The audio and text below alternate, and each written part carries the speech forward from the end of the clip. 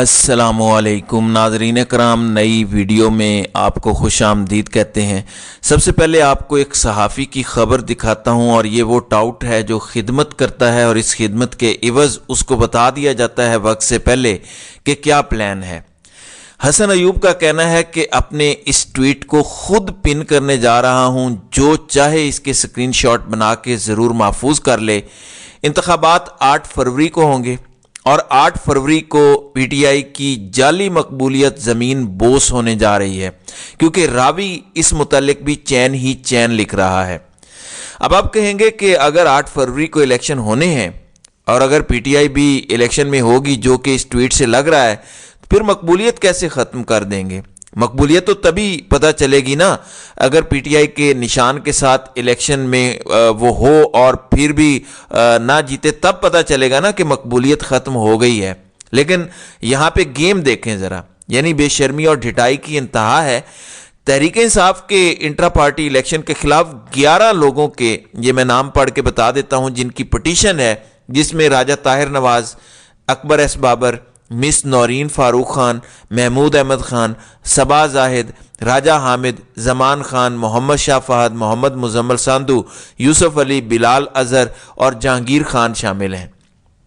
اب 8 دسمبر کو اس کی ہیئرنگ رکھ لی گئی ہے، جو ابتدائی طور پر کی جائے گی۔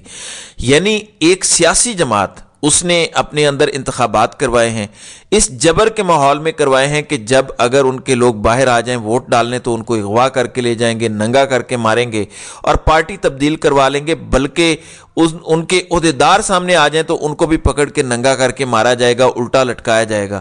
اس کے باوجود اس پارٹی نے الیکشن کروائے ہیں جو تمام آئینی اور قانونی تقاضے پورے کروائے گئے ہیں۔ اگر بلا مقابلہ کوئی جیتے تو اس کا یہ مطلب تھوڑی ہے کہ الیکشن آپ کے خراب ہو گئے ہیں۔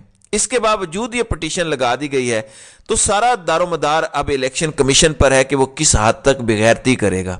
اب میرے پاس یہ خبر نہیں ہے، لیکن میں آپ کو ٹوٹل کامن سینس سے ایک طریقہ بتاتا ہوں جس طرح تحریک انصاف اس کو کاؤنٹر کرے گی، اور وہ کیا ہے۔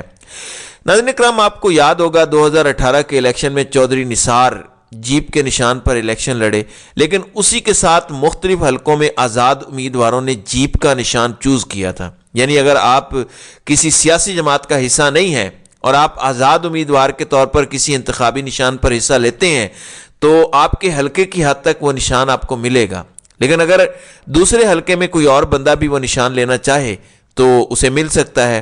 ایک ساتھ سائملٹینسلی یہ ایک طریقہ ہے، اگر یہ سوچا ہوا ہے تو ٹھیک ہے، نہیں سوچا تو یہ مشورہ کر لیں۔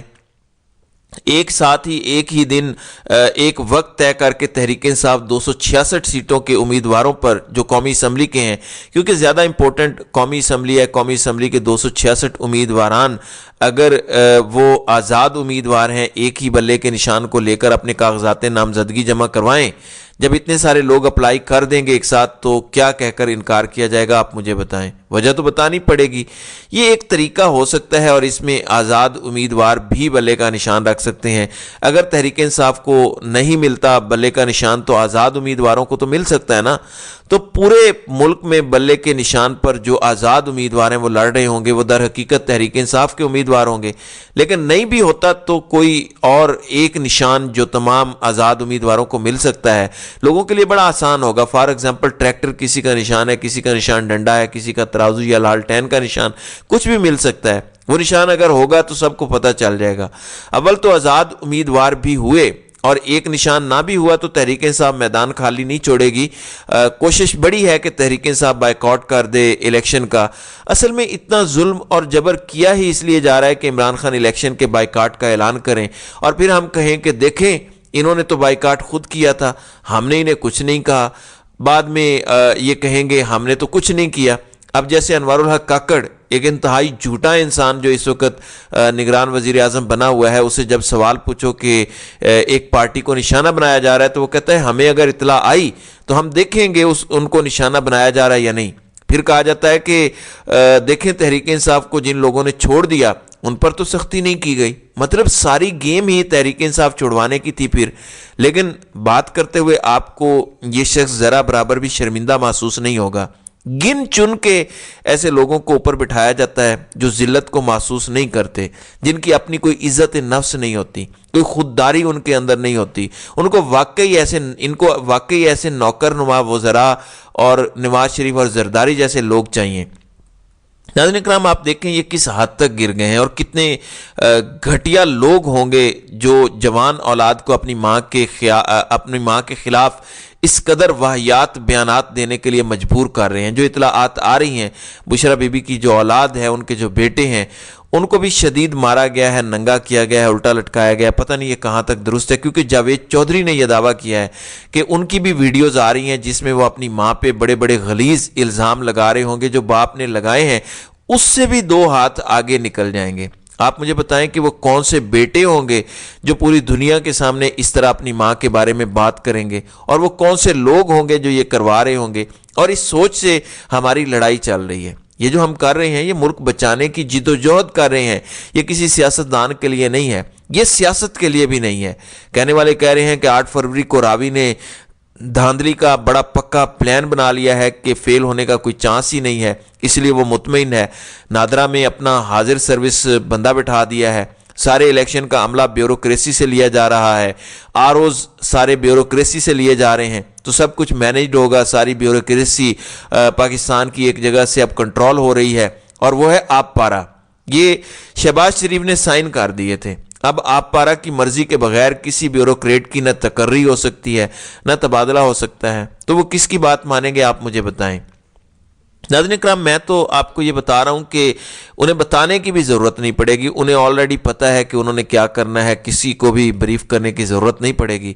लेकिन इसके बावजूद आज फरवरी को अवाम का वो सुनामी आ रहा है जिसके सामने रावी के सारे मंसूबे धरे के धरे रह जाएंगे। ये ऐसा सुनामी आ रहा है जो इस गलीज़ निज़ाम को बहा ले जाएगा, और ये निज़ाम दोबारा कभी वापस नहीं आ सकेगा। और यह अवाम तय करेगी 8 फरवरी को कि इस निज़ाम के साथ उसने क्या हशर करना है।